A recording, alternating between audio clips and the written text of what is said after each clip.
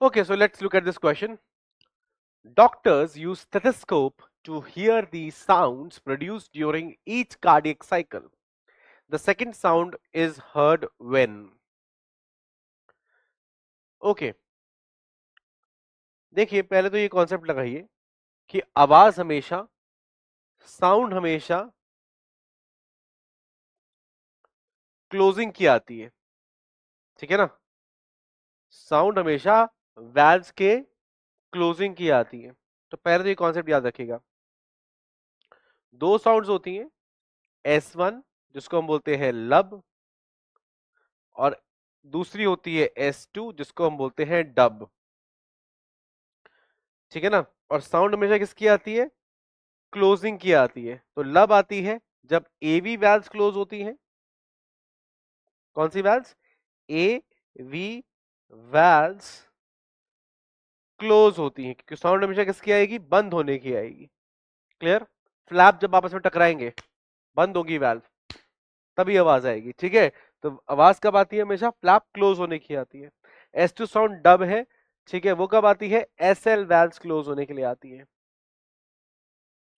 Clear है point? आ रही है बात समझ में? तो ये है वैल्व्स क्लोज होने के रीजंस, उनकी वजह से आवाज आती है। ये कब आती है? एक और बात ध्यान रखिएगा, ये हमेशा स्टार्ट में आती है। ये भी एक पॉइंट है। कब आती है? ये आती है during the start of ventricular systole, और ये आती है in the start of ventricular diastole. अब इस लॉजिक से जो भी आंसर बने वो हम बना देंगे, क्योंकि लॉजिक इंपॉर्टेंट है, आंसर तो अपने आप निकल ही आएगा। तो क्या है? S1 S2 है, लब और डब है। लब आती है एवी वाल्व क्लोज होने पे, डब आती है SL वाल्व क्लोज होने में, ठीक है ना। ये आती है वेंट्रिकुलर सिस्टोल की स्टार्टिंग में, और वो आती है वेंट्रिकुलर डायस्टोल की स्टार्टिंग में, क्योंकि वेंट्रिकुलर सिस्टोल की स्टार्टिंग में एवी वाल्व क्लोज होती है ताकि ब्लड एट्रियम में ना जाए, और वेंट्रिकुलर डायस्टोल के टाइम पे एसएल वाल्व क्लोज होती है कि जो ब्लड चला गया है आयोटा वगैरह पल्मोनरी आर्टरी में, वो नीचे ना आए, जब हार्ट रिलैक्स करे, वापस ना आए, ठीक है। आइए देखते हैं।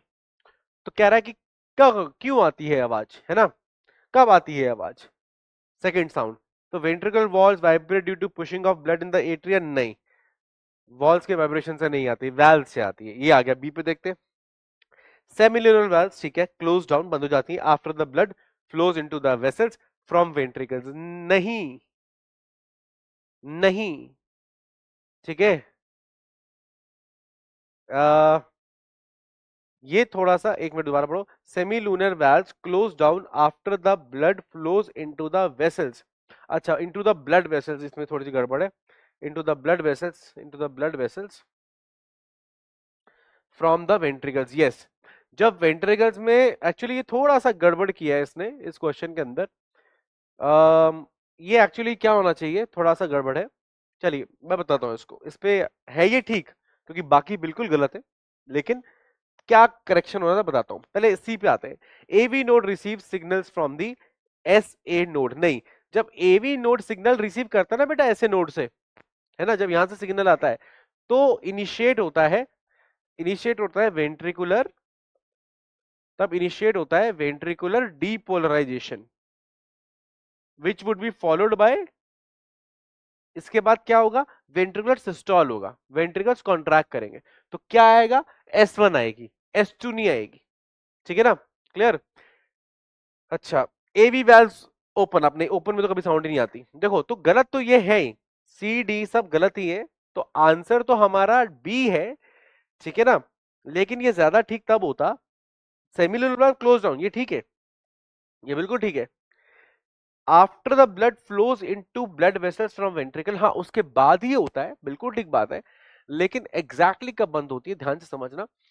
जब वेंट्रिकल्स पूरे कॉन्ट्रैक्ट कर गए, तो ब्लड तो एसएल वाल्व में चला गया, एसएल वाल्व को खोल के निकल गया, ठीक है ना।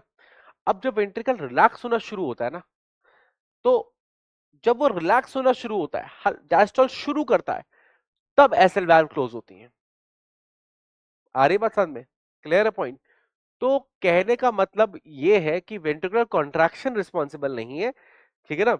ब्लड का जाना रिस्पॉन्सिबल नहीं है, जब ब्लड वापस आने की कोशिश कर रहा है उस टाइम पे ये कहीं ना कहीं क्या हो रही है?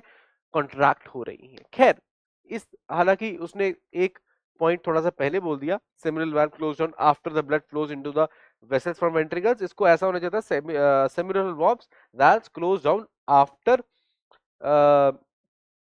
वैसे बोल सकते after the blood flows into the blood vessels from ventricles, आप ऐसा कह सकते हैं seminal valve close down after the blood,